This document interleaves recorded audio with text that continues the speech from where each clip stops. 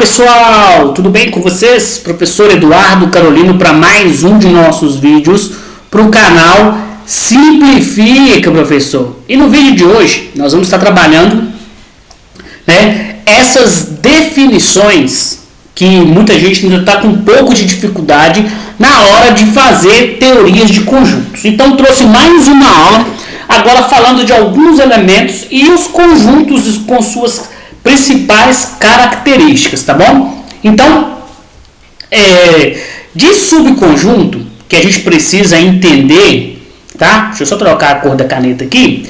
Ótimo. Que a gente precisa entender de um subconjunto, peraí, ficou muito claro, mas tá bom. Só troquei a cor aqui. São esses símbolos de contém e contido. Tá bom? Está contido ou contém, ou não está contido ou não contém, tá? Então, toda vez que você vê esse termo do Czinho aqui, tá? Está contido em B. Quer dizer que os elementos de A também estão aqui em B. Ou B contém os elementos de A. São as duas formas que você tem de ler, esses dois carinhas aqui, ó. Um que é o C na posição normal e o outro está ao contrário. E você lê dessa seguinte forma: B contém A. Os elementos de B, estão contidos em A, então B contém A. Se pelo menos um elemento do conjunto A não é elemento do conjunto B, representamos por. Então, pelo menos um A não está contido em B, porque para que todos os elementos precisam estar aqui dentro desse universo de B para que esteja contido. Então, A não está contido em B. Os elementos de A não estão em B. Ou B não contém A. Os elementos de B, nem todos os elementos de B estão em A. Tá? Então, isso aqui é uma coisa importante que você tem que ficar atento em relação aos sinais. Esse sinal de C na posição, não é um C normal, é um C que muda um pouco aqui. Então, tem que ficar atento a esses dois carinhas para que eu possa não errar esse tipo de nomenclatura. Então, o que acontece aqui? Os conjuntos eles recebem este nome, pois os elementos de cada um deles são números que possuem características comuns. Eles pertencem a uma determinada família baseada nas suas características. Eles são conjuntos infinitos, por isso acrescentamos as reticências. Então, se eu tiver um número aqui e eu não limitá-lo, se eu não criar uma lei específica para ele, ou se ele for de uma família específica, o que eu vou fazer? Eu vou vir aqui e vou escrever. Nosso primeiro amigo é o conjunto dos números naturais, que são aqueles números do nosso cotidiano. 0, 1, 2, 3, 4, 5, 6, 7, 8, infinito, tá? São todos esses caras e eu tenho essas duas coisas que são importantes. O que isso aqui é importante? É aquela parte em que o 0 está contido e o 0 não está contido, tá? Então, quando tiver o asterístico, raramente vai vir uma questão dessa, mas ele pode te falar alguma coisa a esse respeito, tá? E aí você fica realmente atento a esses detalhes aí. Beleza? Então, conjunto dos números naturais, você não pode errar. São os nossos números normais, tá? Positivos, de 0 a infinito. Já os inteiros, que é importante que começam no universo, foram criando as famílias ali, os nossos positivos e negativos. Então, eu tenho os números positivos e tenho os números negativos. Deixa eu aumentar um pouco mais a minha caneta para melhorar a visualização, tá? Então eu posso ter sem o 0, com o 0 positivo, com o 0 os negativos, tá? Então, e eles são inteiros, não quebra, não tem decimal, não tem fração, se tiver fração é fração exata. Todos esses caras você tem que ficar atento a eles, porque a única diferença entre o natural, que o natural são só os positivos.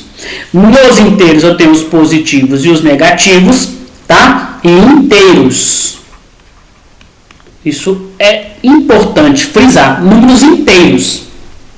Beleza? Porque aí criou-se, para os demais números, criou-se conjunto dos números racionais. Fique atento às letras que representam cada um deles, tá? E eles têm aqui, ó, um tracinho interno, certo? E também o que? Quando você for escrever, ele tem um tracinho interno aqui, tá? E são todos os números que eu posso escrever desta forma de fração, tá? E o denominador ele precisa ser diferente de zero.